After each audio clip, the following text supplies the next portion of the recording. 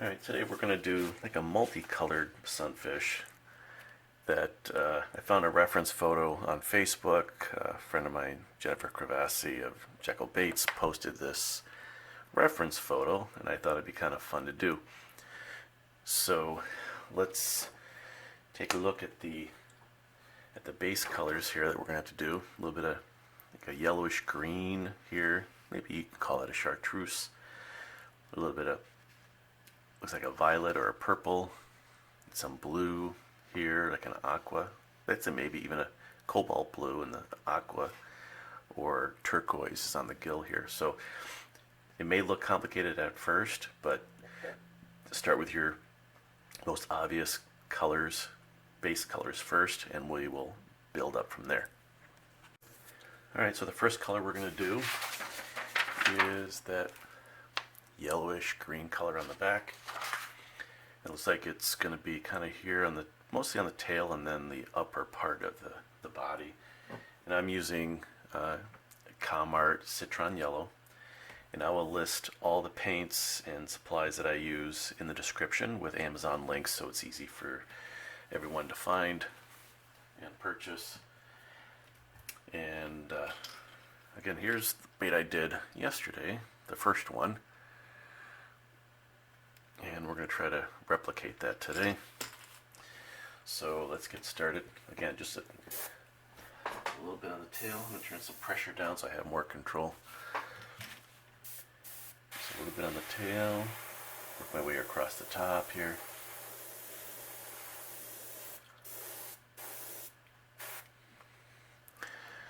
Alright, we'll go and do the other side. Right across the top.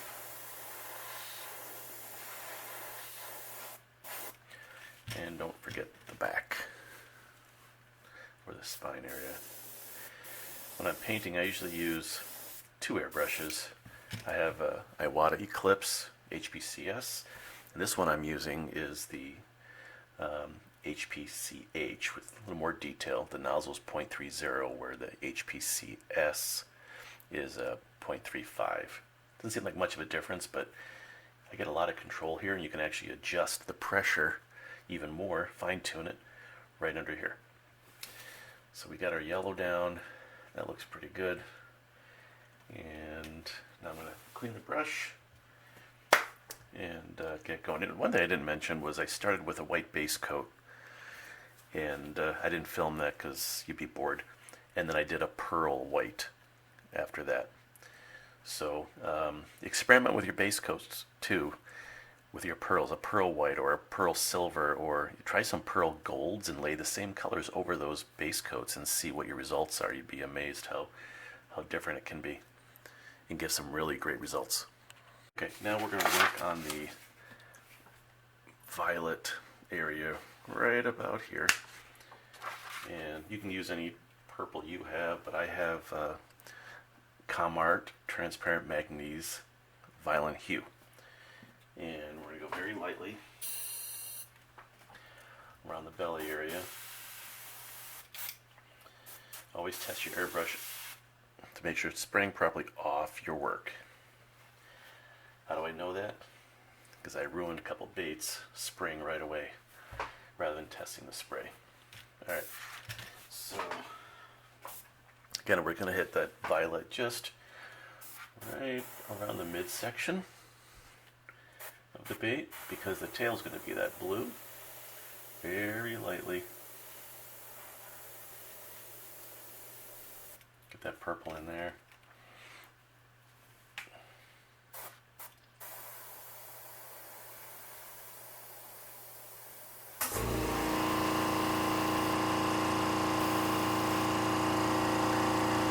That's all you really need.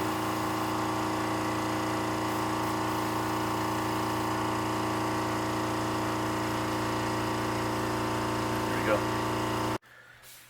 Alright, now I have Comart Opaque Turquoise, and we're going to do just on the bottom part of that tail there underneath, and a little bit under the gill. And I mean, they are a little bit of different shades. You could do a cobalt blue on the tail and the turquoise on the gill, but I already have the turquoise paint out, might as well do both areas at the same time. So let's do that. Yeah, let me test my airbrush. Spraying good. Alright. Let's get that tail area here. And if it overlaps that yellow a little bit, that's okay. It may turn a little green. This blue and yellow make green, we know that. Get underneath. And the bottom part of the tail here.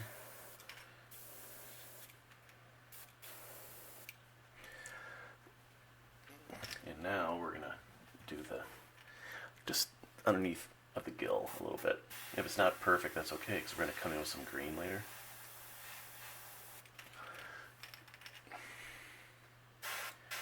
There's some like a mossy green that's gonna be on the head and the top of the gill area.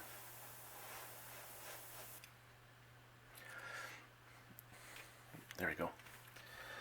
Alright, get the airbrush cleaned and we will move right along. Alright, now we're going to do the stripes. And the way we're going to do that is I bought a stencil from Insane Custom Stencils for bluegill. This is the SBS2 and he has different sizes. It's Russ Allen that makes these. www.insanecustomstencils.com, and he's also on Facebook. I mean, who isn't? So I got some golden sepia, high flow, that means airbrush ready for that line of golden paints. So let's lay the bait just a little flatter, and got my brush ready to go. Get the pressure down a little bit. You don't want too high a pressure when doing stencils because you don't want that paint to go under the stencil. That would be horrible after coming this far. So let's lay the stencil out as flat as you can. And let's get each stripe.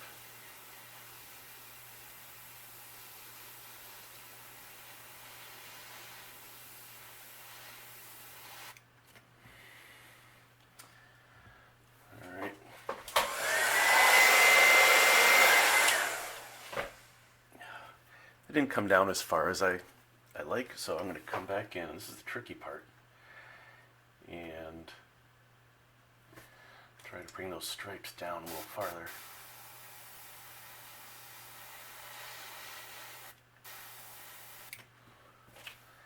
There we go. And see up here in the front of the head here, kind of missing a stripe? We can drop one in there. Why not?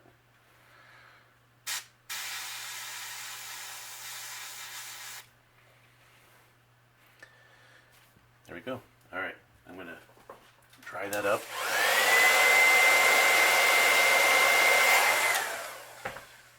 And if you want to bring your stripes down a little farther, you can do that too. So I'll show you again. Just line up your stencil as best you can and spray. So you brought that one down a little bit. Let's flip this around. Dry your stencil really good because we're going to flip it around. You don't want any paint residue on the bait.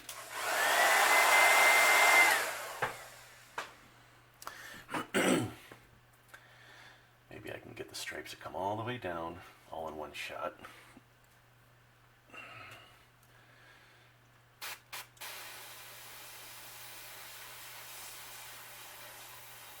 I like using the sepia because it really brings out natural tones. It's not really a base color, it enhances other colors. See, look at that, beautiful. Just the way I like it. And then let's get the back a little bit and you'll see that yellowish green kind of toned down a little bit. Here we go.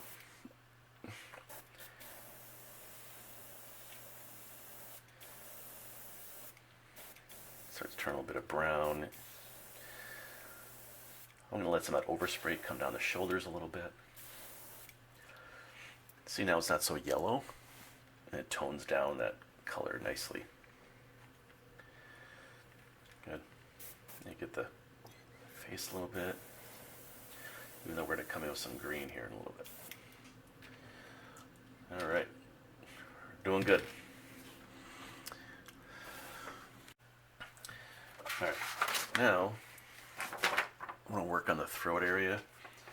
This seems like a little bit of yellow in there, a little darker, and there's also some scale effects in here. I'm not going to do the scale effects. You are more than welcome to do some scaling with, it's like a loofah, and spray maybe more of that sepia over those colors through the loofah to make your scales.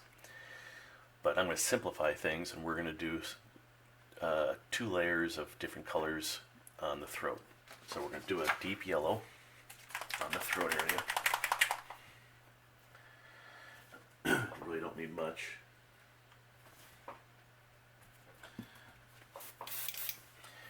And when we spray that yellow, let it come up a little bit on the side of the belly here.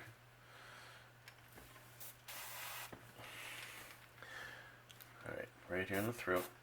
Sometimes I angle it a little bit so it fades as it gets towards the back.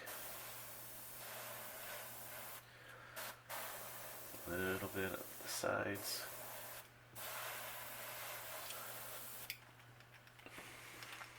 Oops. And that's all it takes. But I like to do 2 colors on the throat. So I'm going to do this is a deep yellow, and then I will switch it up with the Aurelian yellow. I always have trouble pronouncing that color, but it's one of my favorite colors. I'm just going to keep everything rolling here. I'm not going to pause, but I'll show you what color I'm talking about. This one by Comart, and I use it a lot. I love it. So let me just clean my brush right quick. Get her all cleaned up. We'll finish up the throat.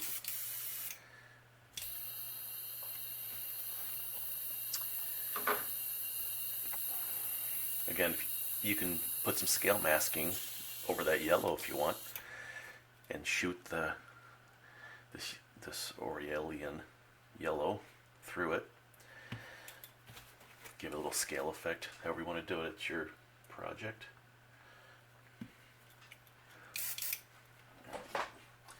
Now let's take this yellowish orange and go right over the yellow, just very lightly, so it kind of blends in.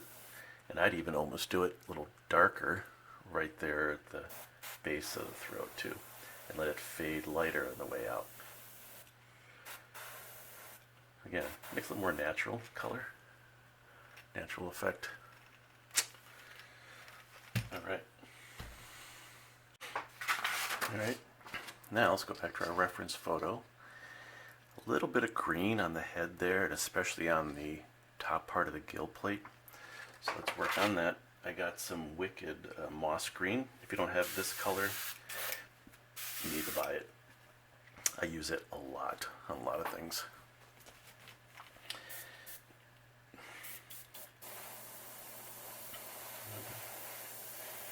On the head, get here the gill plate area. Again, I do it from an angle, so some of that overspray will go towards the back of the bait and fade out a little bit. Looks a little more natural that way.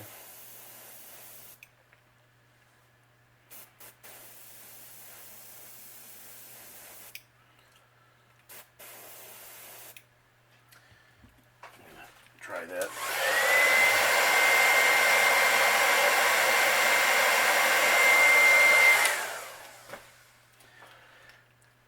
I got some green there. I think I want to go a little darker. So let's do another coat. Yeah, much better. And on the nose. There we go. See, a little bit of green. This is our reference photo. pretty close, doesn't have to be exact. Okay, we are in the home stretch here. As you can see, I added some eyes. You're probably wondering, why am I adding eyes now when I'm not quite done painting? I'll tell you. Just load up the brush with some black paint. Because there's one more detail we have to do. And that is the gill flap, or gill marking. Let me test my brush. Alright. Gill mark right there. And those eyes are so dominant that now, after I spray the black on the gill mark, I'm going to spray a little bit of black, just a dusting of black on the eye. It tones it down a little bit. Again, gives a little more natural look. And I have some gill and fin wheels that I got also from Insane Custom Stencils. And here are your fin options here. This is one of the larger wheels for bigger baits, but he has different sizes. And here is your gill marking. There's a large one, here's a small one. And the other day I tried using the larger gill marking on a smaller bait. I kind of like it. This is what we got with the larger gill mark. So let's do that. Alright, I got some Wicked Black in the brush. You can use any black you like. We're not going to get fancy with blacks here. Hold it up against the bait. I'm going to spray not just in that mark, but also a little bit down here on the gill plate here as a kind of a highlight, an accent. Go very light. You don't need a lot of pressure.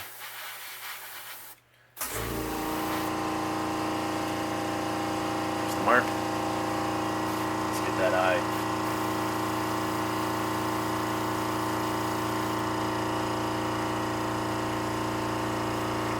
Tone that eye down. Let's do the other side.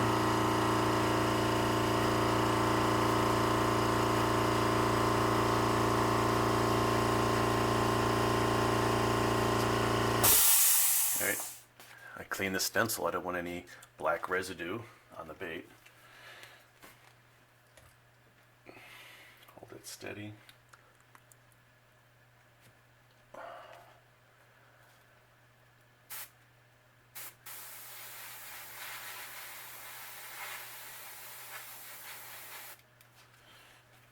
Yeah, I like those larger gill marks. That eye a little bit. Alright. And I always put a little black on the spine. It just kind of ties everything together. Let me clean the brush tip real quick. Sometimes you get some tip dry. Some paint will dry up on the tip here. Make sure that's cleaned out. That's why I don't have the crown on here, but not having the crown on your airbrush can be dangerous. If you drop it or hit it, you're going to bend your needle. But I'm always checking to see if there's any tip dry on here. Alright, let's hit the spine ever so lightly. Let's tie it all together. Need a little bit on the nose.